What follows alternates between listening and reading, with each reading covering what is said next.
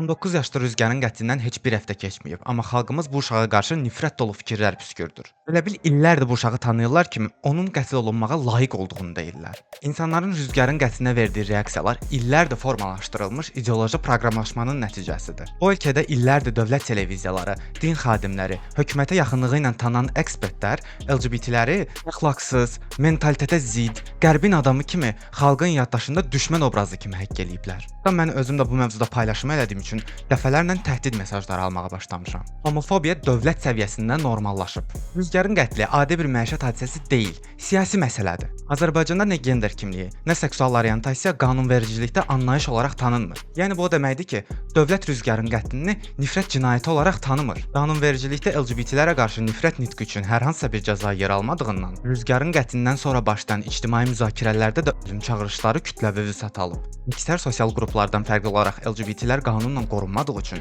digər insanlar da fikirləşirlər ki, onda bu insanlara zərər də vermək olar, ağzımıza gələni demək də olar. İnsanlar onlara əzən, başlarına yumruq vurub əməklərini istismar eləyən, vergilərini tallayanlara səs çıxarda bilmirlər, amma özlərindən zəif gördüklərinə qarşı qoçuluq eləyirlər. İllərdir öz ölkəsində öz sözünü keçirə bilməyən insanlar kimliyini azad yaşamaq istəyənlərə hücum eləyirlər. Bu gün ölkənin proqressiv insanlarının üzərinə daha çox məsuliyyətlər düşür. Nifrət qətillərinin dayandırılması və bərabər hüquqlu bir cəmiyyət qurmaq üçün birgə səs çıxaraq.